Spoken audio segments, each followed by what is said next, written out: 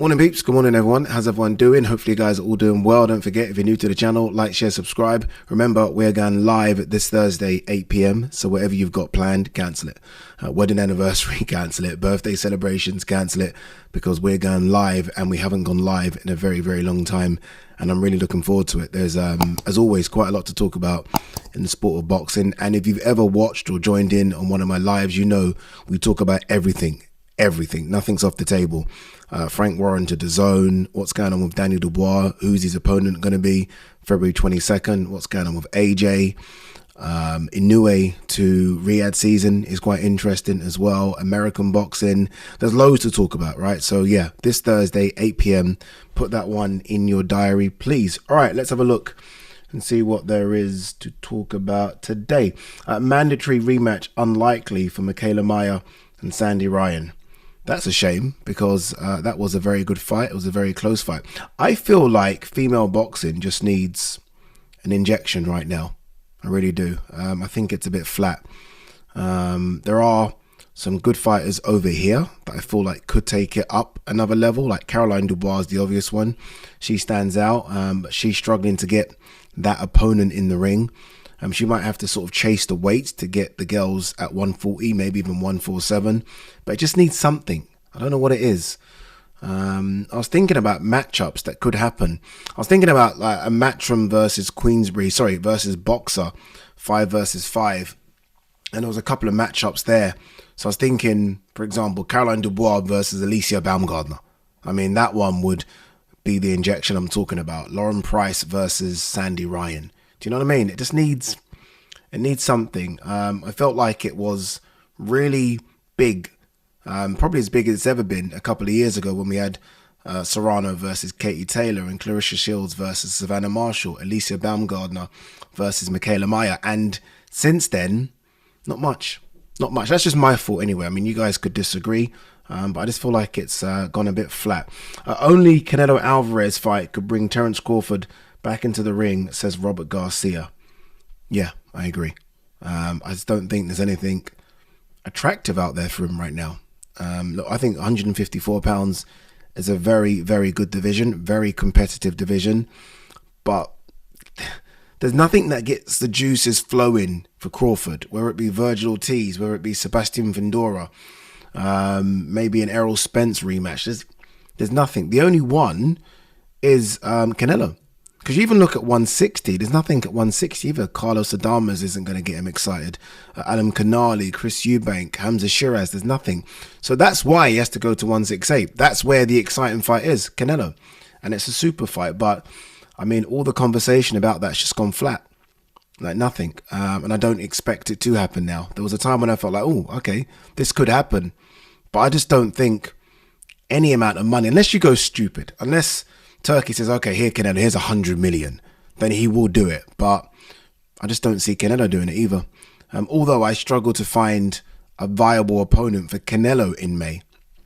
I don't know. I don't know what Canelo's going to do. I mean, Mbili's the one that maybe stands out, but that's a risk. And, you know, you weigh up the risk reward at this stage of Canelo's career. I don't know if that's a risk he's going to take, especially for the financial reward from it. I don't think this is as big a fight as Crawford, but I don't know. Robert Garcia wants Tank to face Rayo. Well, look, Tank's going to fight Lamont Roach, but then maybe after. I mean, look, that's kind of a fight that people have been speaking about. He's talking about Rayo Valenzuela. Obviously, he's coming off that win against Pitbull. Again, I don't know. This doesn't seem exciting, does it? I mean, when you think of all the names that we were chucking Tank's way 12 to 18 months ago, I mean, and you know, Devin Haney was chucked his way. Shakur Stevenson's name came up. I know Tio had gone to 140, but that's still a fight people were talking about. These names, like, have we just missed the opportunity to make all these fights or something? I'm not sure. Okay, let's talk about this. Inoue and Turki Al Sheikh join forces with financial agreement. Now, I've seen the numbers here. I've seen some people have said this agreement is a £15 million agreement, a $19 million agreement. I have no idea what this agreement is. I think someone said this agreement was for 3 fights. I doubt it very much. I don't know. I believe that Inoue would have been making that where he is anyway. Inoue is a big star. So I don't know if that will entice Inoue. I don't know if this is some sort of ambassador deal. So that's almost your guarantee. Like, we're guaranteeing you this money, but on top you get a bit more. I'm not quite sure. Obviously, Inoue's got a fight coming up in December against Sam Goodman.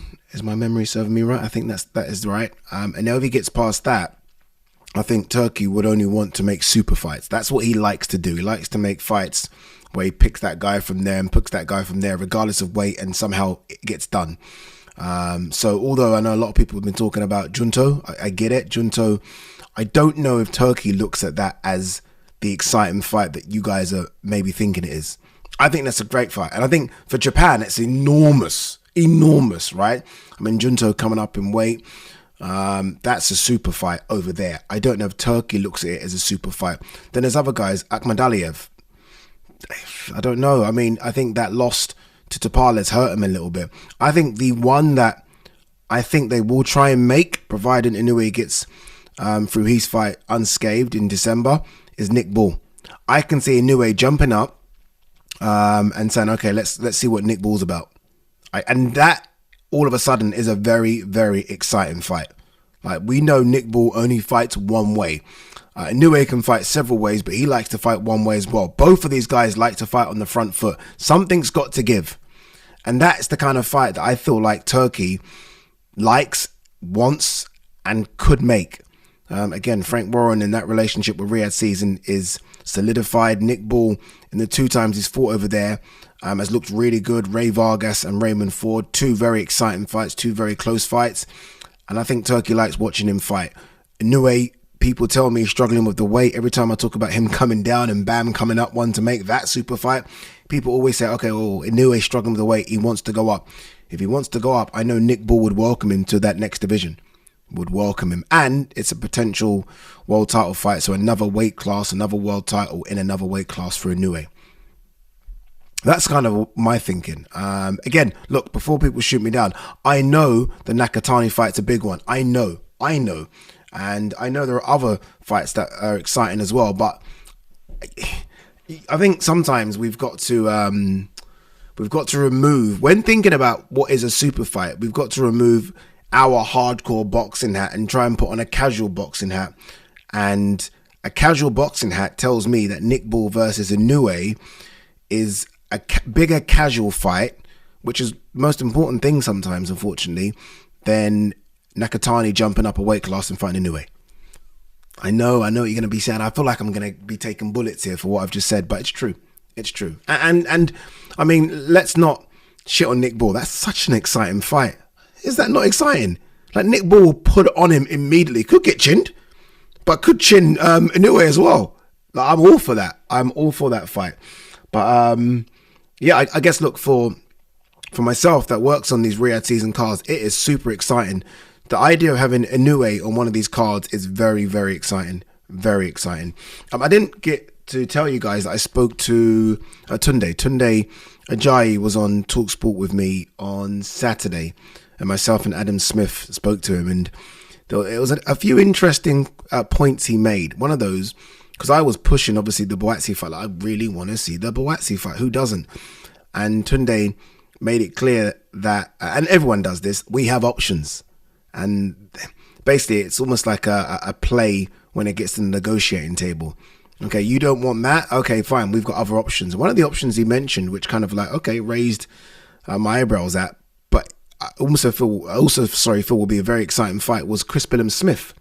He said he will be there ringside, this is Tunde, for Chris Billam-Smith versus Zurdo Ramirez, and providing Chris Billam-Smith wins, he wants to make that fight with Anthony Yarde. Anthony Yarde is a very, very big light heavyweight who would fit well into the cruiserweight limit and division. I like that fight. I like it a lot. Obviously, look, Chris Billam-Smith wants the Jar Pattaya fight. Jar Pattaya wants the Chris Billam-Smith fight, so it's more likely they go down that route. He also spoke about a rematch with Beterbiev, a Bivol fight. I think he mentioned Kovalev for some reason, although Kovalev is done now. But he mentioned a few other fighters. So he's keeping his options open for Anthony Yarde. Anthony Yarde is a free agent, so he's tied to no one. It was only a 1-fight deal with Boxer. So he can go anywhere and he will go to the biggest bidder. The biggest bidder will no doubt be Turkey, or if Turkey's interested in him. And there are some exciting fights to make in the light heavyweight division and the cruiserweight division. The obvious fight to make, the fight that just has to happen, is Buatsi. So it's all well and good, you know, oh yeah, Billum Smith and Beterbiev and Bivol, cool. It's Buatsi. It's Buatsi. It's just a case of how much money is someone willing to put up for that fight. Like, is that fight still, for boxer, a pay-per-view fight? I'm asking the question. Does it need to be a headline act? I mean, could it be a co-main event on one of these Riyadh season cards? Look, I just want to see it happen. I don't care how it happens, where it happens. I just want to see it happen. It needs to happen. If it doesn't happen in 2025, it's done. It's done. And it's one that we just say, people will always be having fights about what would have happened if, you know, if bloody Buatsi fought Yard. Let's just get it done, please. All right, let's... You know, on this Queensbury signing to DAZN, I do feel like DAZN was maybe... I don't think... You know, when DAZN first launched and people kind of kicked it down, like, why would we want to see fighters fight on an app? It's rubbish. It's funny now that most of these fighters now are fighting on this app. I know Leonard Ellaby, I remember he started dissing it, and all of a sudden his fighters are fighting on an app in Amazon. Yeah, it's just crazy. And I think Frank said something about it as well. Now his fighters are fighting on an app. I feel like everyone's finally starting to get their head around it, right? I think the days of saying if you fight on Sky Sports, that's the only way to make you into a superstar, I think those days are kind of done. I mean, how many Sky Sports fighters would you say are superstars? I mean, Ben Whittaker stands out as one. The rest, is it really increased their profile to the point where they are headlining and selling out arenas?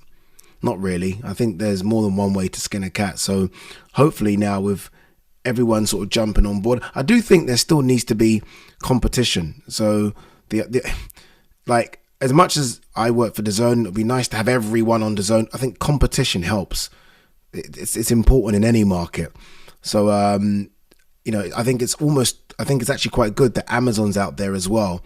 So, and it helps with fighters when negotiating deals. You can go over there.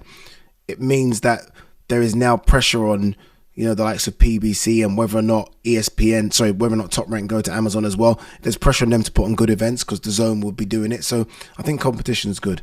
But yeah, it's funny that everyone didn't want to fight on an app. Now everyone's kind of fighting on an app. All right, anything else? Boots this weekend and Bam are fighting this weekend. We'll probably speak about it on the live.